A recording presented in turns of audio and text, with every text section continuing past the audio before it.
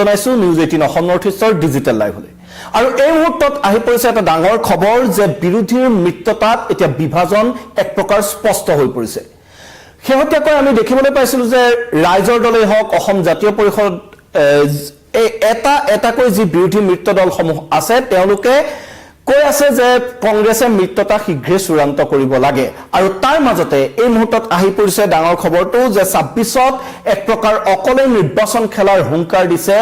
বাওদল CPI আৰু CPI ইতিমধ্যে প্ৰাৰ্থীয়ে ঘোষণা কৰি দিছে 7টাকৈ সমষ্টি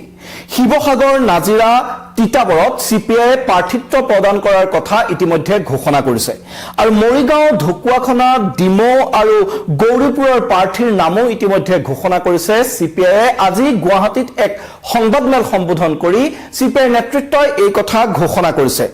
আৰু এপিসিসিৰ পৰা তেওঁলোকে কোনো ধৰণৰ সহাৰি নেপায় ধৈৰ্যৰ বান ছিগি এনে ধৰণৰ সিদ্ধান্ত লবলৈ বাধ্য হোৱা বুলি এক প্ৰকাৰ মন্তব্য কৰিছে বিভিন্ন সময়ত আমি দেখিছো যে বিৰোধীৰ মিত্ৰতাৰ বিৰোধীৰ ঐক্যৰ হৰপ চৰ্চা চলি আছে তাৰ মাজতে কিন্তু বিগ ব্ৰাদাৰ কংগ্ৰেছৰ ভূমিকাত এতিয়া ক্ষুণ্ণ হৈ পৰিছে ইটোৰ পিছত হিটো বিৰোধী মিত্ৰ দল আৰু শেহতীয়াকৈ দেখিবলৈ পোৱা গৈছিল যে শিৱসাগৰৰ বিধায়ক তথা ৰাইজৰ দলৰ সভাপতি অখিল গগৈয়ে 31 জানুৱাৰীক ডেডলাইন হিচাপে দিছে কংগ্ৰেছক আৰু গৌৰৱ গগৈক এই ক্ষেত্ৰত তেওঁ এক প্ৰকাৰ হকিয়ানি প্ৰদান কৰি দিছে যে 31 জানুৱাৰীৰ পূৰ্বে যদি মিত্ৰতা চূড়ান্ত নহয় তেতিয়া হলে ৰাইজৰ দলে নিজাকৈ প্ৰাৰ্থীত্ব প্ৰদান কৰিব নিজাকৈ নিৰ্বাচনত অৱতীৰ্ণ হ'ব নিজৰ সাংগঠনিক ভেটি সুদৃঢ় থকা সমষ্টিত ৰাইজৰ দলে নিজাকৈ প্ৰতিদ্বন্দ্বিতা কৰিব আৰু তাৰ সমান্তৰালকৈ কালিৰ দিনটোত লুৰিণজ্যোতি গগৈয়ে এনে ধৰণৰ মন্তব্য কৰিছিল বিৰোধীৰ মিত্ৰতা শীঘ্ৰে হোৱাৰ পোষকতা কৰিছিল লুৰিণজ্যোতি গগৈয়ে আৰু এক প্ৰকাৰ যেন কংগ্ৰেছৰ যি আকৰ্গো স্থিতি গৌৰৱ গগৈৰ যি আকৰ্গো স্থিতি তাত যেন লাহে লাহে অপমানিত বোধ কৰিবলৈ আৰম্ভ কৰিছে আন বিৰোধী দলৰ নেতাসকলে আৰু তাৰে সেই ক্ষোভৰে আজি এক বহিঃপ্ৰকাশ দেখিবলৈ পোৱা গ'ল সিপিআই দলে 7টাকৈ উল্লেখযোগ্য সমষ্টিত তেওঁলোকে নিজৰ প্ৰাৰ্থীত্ব ঘোষণা কৰিছে আৰু সিপিআই দলৰ স্পষ্ট কথা যে বাৰে বাৰে কেৱল সিপিআই স্যাক্ৰিফাইস কৰি নাথাকে বিৰোধীৰ মিত্ৰতাৰ বাবে আৰু যদি খৰটকীয়াকৈ মিত্ৰতা চূড়ান্ত কৰি নিজৰ সমষ্টি সিপিআইক গতাই দিয়ে বিগ ব্ৰাদাৰ কংগ্ৰেছে তেতিয়া তেওঁলোকে হয়তো চিন্তা কৰিব পাৰে কিন্তু তাৰ পৰিৱৰ্তে তেওঁলোকে যে এই যি আজি 7টা সমষ্টিত প্ৰাৰ্থী ঘোষণা কৰিছে এই কেইটা সমষ্টিত তেওঁলোকে নিৰ্বাচন খেলিবলৈ সম্পূৰ্ণৰূপে সাজু এইগিটা সমষ্টিত তেওঁলোকে নিৰ্বাচন খেলিবই বুলি এক প্ৰকাৰ স্পষ্ট কৰি দিছে আৰু সেই সমষ্টিগিটা হৈছে নাজিৰাত এতিয়া কনক গগৈ হ'ব সিপিআই প্ৰাৰ্থী তাৰ বিপৰীতে তিতাবৰত বিশ্বজিৎ শইকীয়া হ'ব সিপিআই প্ৰাৰ্থী ঢকুৱাখনত ধীৰেন কছাৰী সিপিআই প্ৰাৰ্থী হ'ব গৌৰীপুৰত শেখ মনসুৰ ৰহমান সিপিআই প্ৰাৰ্থী হ'ব আৰু মৰিগাঁৱত তপন ডেকাক সিপিআই প্ৰাৰ্থী ৰূপে ঘোষণা কৰা হৈছে ডিমোত কৃষ্ণ গগৈক সিপিআই প্ৰাৰ্থী হোৱাৰ কথা ঘোষণা কৰিছে দলে আৰু শিৱসাগৰত সিপিআই প্ৰাৰ্থীৰ পেনেলত আছে 4গৰাকী প্ৰাৰ্থীৰ নাম আজি সিপিআইৰ যিখন প্ৰাৰ্থী তালিকা তেওঁলোকে ঘোষণা কৰিছে বা এই যি 7টা সমষ্টিত তেওঁলোকে প্ৰাৰ্থীত্ব দিব বুলি ইতিমধ্যে ঘোষণা কৰিছে তাৰ লগে লগে স্পষ্ট হৈ পৰিছে যে বিৰোধীত ভাঙন এই বিৰোধীৰ যি ফটাবাহ আছিল বিৰোধী মিত্ৰতাৰ যি ফটাবাহ আছিল এই ফটাবাহ জোৰা লাগিবলৈ এতিয়া যথেষ্ট কষ্ট কৰিব লাগিব গৌৰৱ গগৈয়ে সেই কথা এক প্ৰকাৰ স্পষ্ট হৈ পৰিছে আৰু আমি শেহতীয়াকৈ দেখিছিলো যে গৌৰৱ গগৈয়ে এই বিৰোধীৰ মিত্ৰতাৰ বাবে ৰাইজৰ দলৰ সভাপতি অখিল গগৈয়ে ডেডলাইন দিয়াক লৈ তেওঁ তীব্ৰ প্ৰতিক্ৰিয়া প্ৰকাশ কৰিছিল আৰু তেওঁ কৈছিল যে প্ৰথমে কংগ্ৰেছ তাৰ পিছতহে আন দল প্ৰথমে কংগ্ৰেছে নিজৰ সমষ্টি চূড়ান্ত কৰি ল'ব আৰু 100টা সমষ্টিত কংগ্ৰেছে নিৰ্বাচনত অৱতীৰ্ণ হোৱাটো চূড়ান্ত আৰু কংগ্ৰেছৰ প্ৰাৰ্থী যিসমূহ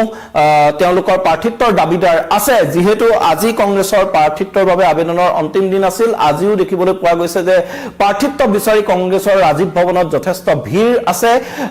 8 শতাধিক প্ৰাৰ্থীৰ আবেদন ইতিমধ্যে হৈ গৈছে কংগ্ৰেছৰ আৰু সেই কংগ্ৰেছৰ যিসকল প্ৰাৰ্থীত্বৰ দাবীদাৰ আছে প্ৰথম প্ৰতিযোগিতা তেওঁলোকৰ মাজতহে হ'ব বুলি গৌৰৱ গগৈয়ে স্পষ্ট কৰি দিছিল আৰু তেওঁলোকৰ প্ৰাৰ্থী চূড়ান্ত হোৱাৰ পিছত যি কেইটা সমষ্টি বাকি ৰৈ যাব সেই বাকি ৰৈ যোৱা সমষ্টি কেইটাহে বিৰোধী আন মিত্ৰ দলক তেওঁ প্ৰদান কৰিব বুলি এক প্ৰকাৰ স্পষ্ট ঘোষণা কৰিছিল যি মন্তব্যই এতিয়া যেন লাহে লাহে ক্ষুণ্ণ কৰি তুলিছে বিৰোধী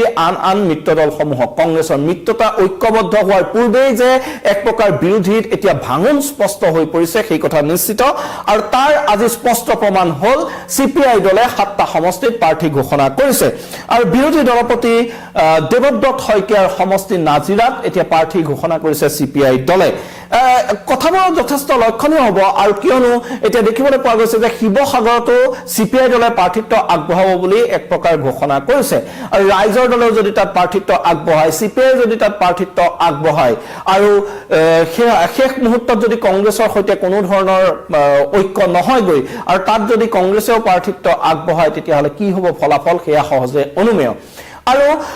এটা কথা ঠিক যে বাৰে বাৰে প্ৰতিটো মিত্ৰ দলৰ নেতৃত্বই কংগ্ৰেছক কৈ আছে যে সময় ইতিমধ্যে জোৰপুৰি হাত পালেহি মিত্ৰতা চূড়ান্ত কৰিব লাগে সমষ্টিৰ ভাগ বতৰা চূড়ান্ত কৰিব লাগে আৰু সকলোৱে দলে বলে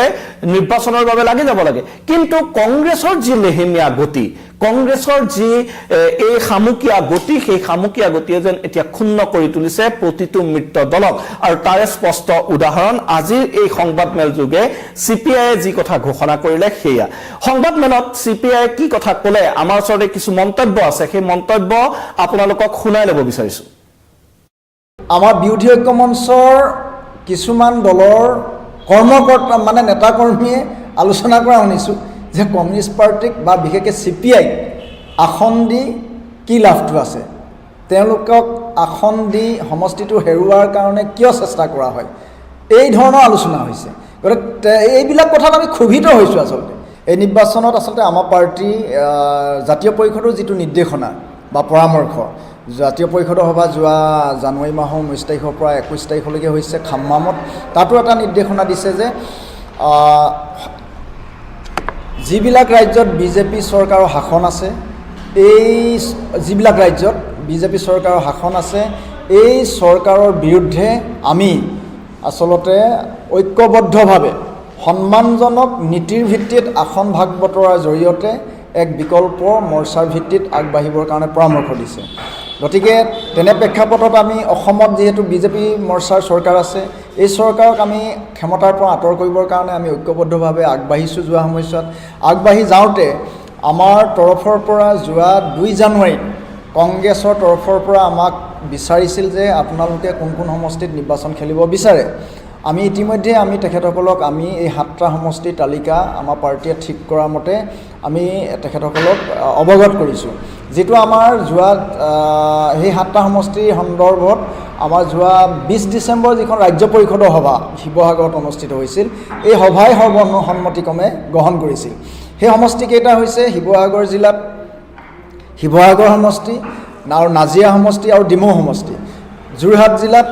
তিতাবৰ সমষ্টি মৰিগাঁও জিলাত মৰিগাঁও সমষ্টি লখিমপুৰ জিলাত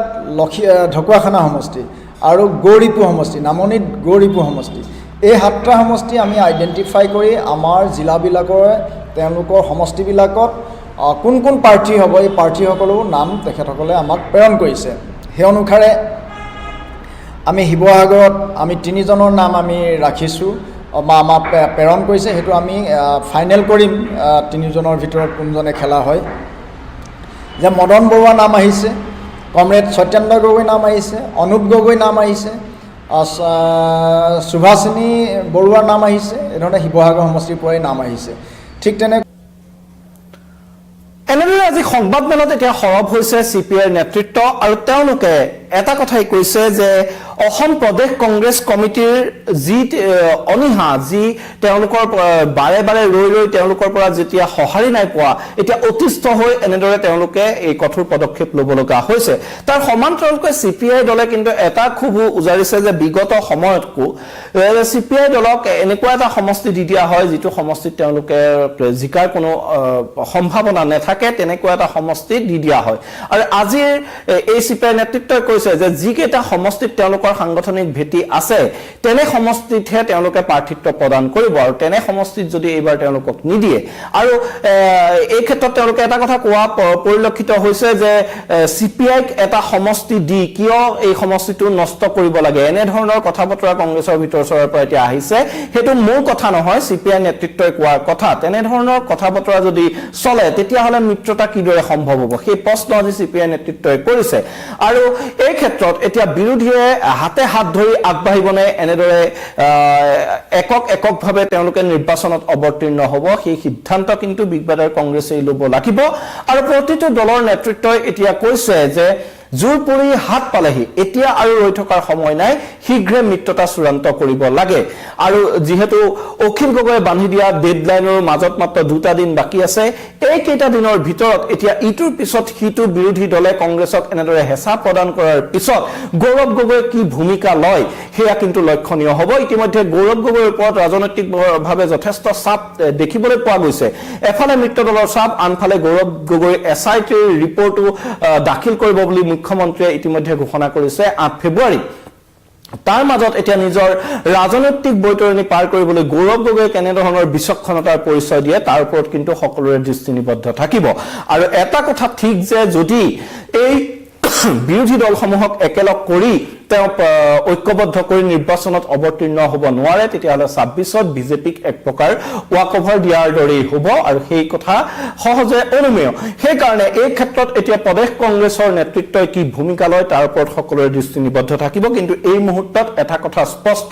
যে বিৰোধীত বিভাজন আছে বিৰোধীত বিভাজন হৈছে আৰু বিগ ব্ৰাদাৰ কংগ্ৰেছৰ ভূমিকাত এতিয়া ক্ষুণ্ণ হৈ পৰিছে ইটোৰ পিছত সিটো বিৰোধী ৰাজনৈতিক দল আৰু সেইবাবে আজি সিপিআই এনেদৰে 7টাকৈ সমষ্টিত তেওঁলোকে প্ৰাৰ্থী ঘোষণা কৰিছে আৰু তেওঁলোকৰ এটাই কথা যে এইকেইটা সমষ্টিত তেওঁলোকে প্ৰতিদ্বন্দ্বিতা কৰিবই কংগ্ৰেছে যদি প্ৰাৰ্থী দিয়েও তেওঁলোকে প্ৰতিদ্বন্দ্বিতা কৰিব বাকি আন যিকেইটা সমষ্টি থাকিব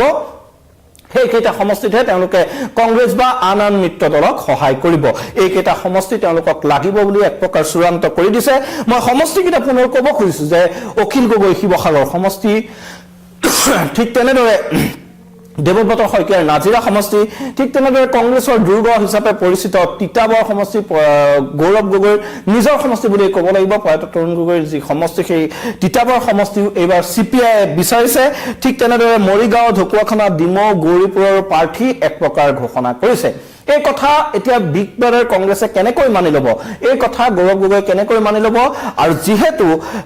তেওঁলোকে কৰবাত এটা নৰম স্থিতি লৈ আছে সিপিআই যদিও এনে ধৰণৰ কঠোৰ বাৰ্তা দিছে তথাপি কৈছে কংগ্ৰেছে বিত্ততাৰ বাবে যদি বিচাৰে তেওঁলোকে চিন্তা চৰ্চা কৰি চাব পাৰে অৰ্থাৎ সকলোকে হৈমান কৰাই এই 26ৰ নিৰ্বাচনটো এতিয়া কেনেদৰে আগবঢ়াই নিয়ে বিৰোধীৰ বাবে সেই কথা কিন্তু সকলোখিনি কিন্তু এতিয়া কংগ্ৰেছৰ ওপৰতে নিৰ্ভৰ কৰিছে এই ক্ষেত্ৰত কংগ্ৰেছে কিমান খৰতকীয়া আৰু কিমান উপযোগী সিদ্ধান্ত লয় তাৰ ওপৰতে হয়তো ৰাজ্যৰ ৰাজনীতিৰ ভূত ভৱিষ্যত সকলো নিৰ্ভৰ কৰিব আৰু দেখিবলৈ পোৱা গৈছে যে বিজেপিৰ যি আগ্ৰাসী ৰণনীতি বিজেপি ইতিমধ্যে মুখ্যমন্ত্ৰীয়ে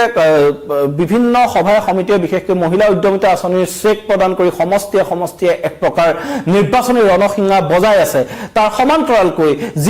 যিসকল বিধায়কৰ টিকট কটা নাযায় তেওঁলোকৰ হৈ প্ৰায় আগতীয়াকৈ ইতিমধ্যে প্ৰচাৰ আৰম্ভ কৰি দিছে মুখ্যমন্ত্ৰীয়ে কিন্তু তেনে সময়ত বিৰোধী